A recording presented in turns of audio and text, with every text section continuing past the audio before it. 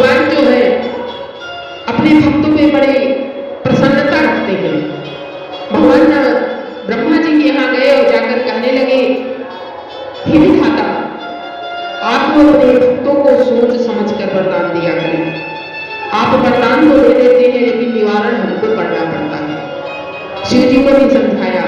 भूत भावन शिव जी से कहते हैं, हे भोलेनाथ, अपने भक्तों पर दया करो, अच्छी बात है, लेकिन सोच समझ के, क्योंकि आप अपने भक्तों को देखते हैं, समझते नहीं हैं और वरदान दे दिया तो उसका निवारण हमें करना पड़ता है। एक बार एक ऐसे कलयुगी युवक था, उसने सोचा कि हम भी भगवान की आराधना करें और वह महाराज जी के पास में गया, गुरुदेव के यहाँ कहने लगा, गुरुवर हम भी थोड़ा भगवान की साधना करना चाहते हैं।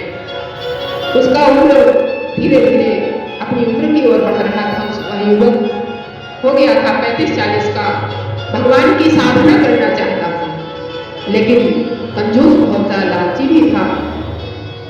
गुरुदेव ने कहा, देखो वैसे तो गंगा स्नान करना चाहिए, गंगा स्नान करो, वहां पे जो पुरोहित पंडे हैं उनको दान भी दो, मंदिर में जाओ, पुष्प खरीदो और भगवान को माल्यार्पण करो, दीप जलाओ। उसने कहा बहुत खर्चा हो जाएगा।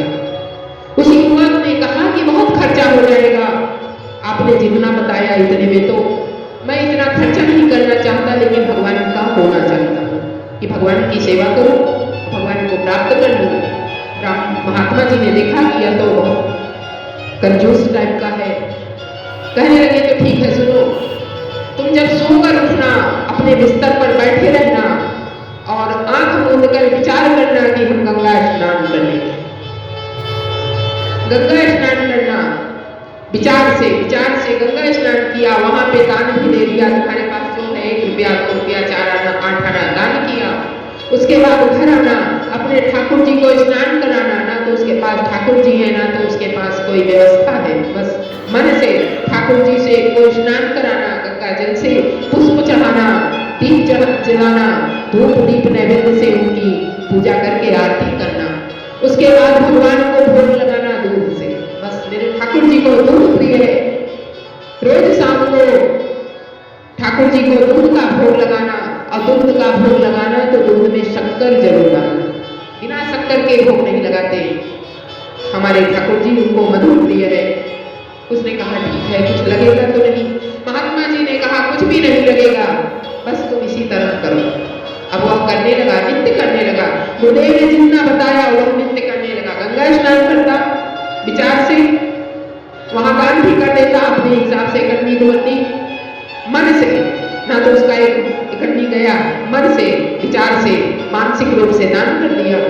उसके बाद वह पूजा करता है, भगवान की आराधना करता है, स्नान कराया, वस्त्र पहनाया, चंदन लगाया, माल्यार्पण किया, धूप जलाकर आरती किया और गिलास में दूध रख करके कटोरे में भोग लगाया, शक्कर डाला। इस तरह से वह नियमित करता रहा। गुरु की आज्ञा का पालन करते करते करते कहते हैं 3 महीना बीता था। इसी तरह करते करते आज वह पूजा कर रहा था मानसिक रूप से, उसका कोई उसके पास साधन नहीं है, बस उठता है बिस्तर पे ही कार्य करता है। इस तरह से कार्य करते करते आज उसने भोग लगाया तो शक्कर डिब्बा से डाल रहा था, अधिक गिर गई।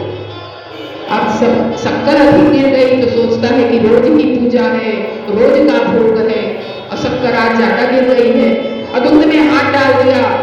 शक्कर निकालने के लिए हमारे ठाकुर जी प्रकट हो गए और उसका हाथ पकड़ लिया। कहने लगे, अरे ना तो तेरा दूध है ना तेरा शक्कर है, फिर भी तूने हाथ डाल दिया। और उसने भगवान का हाथ पकड़ लिया। कहता है कि यदि मुझे मालूम होता आप शक्कर से मिल जाते हैं तो बहुत पहले शक्कर डाल देता। भगवान ने मुस्कुरा कर कहा, नहीं, शक्कर से नहीं प्रकट हुआ, मैं तेरे भाव से प्रकट हो गया। तूने शक्कर में दूध में शक्कर डाली और शक्कर निकालने का तेरा इतना भाव सच्चा हो गया कि मुझे आना पड़ा। तो कहने का तात्पर्य है कि भगवान के प्रति इतने सच्चे बन जाओ, देखो भगवान प्रकट हो जाएंगे किसी न किसी रूप में। कहते हैं ना जाने किस रूप में नारायण मिल जाए, यह नहीं है आप विचार करें कि कृष्ण मुरली बजाते आ जाएंगे, अभी आ ही जाएंगे। यदि बाई चांस तो इन नेत्रों में इतनी ताकत नहीं कि उनको पहचान ले और और दूसरी बात, यदि ताकत भी मिल जाए तो आप सोचेंगे कि थी नेचर का यह कोई अभिनेता होगा, नहीं पहचान सकते। भगवान ने जब अर्जुन को अपना दिव्य रूप दिखाया था तो भगवान ने अर्जुन को दिव्य दृष्टि प्रदान की थी। तो ये तो भगवान की लीला है, किस पर कैसा अनुग्रह कर दे, किस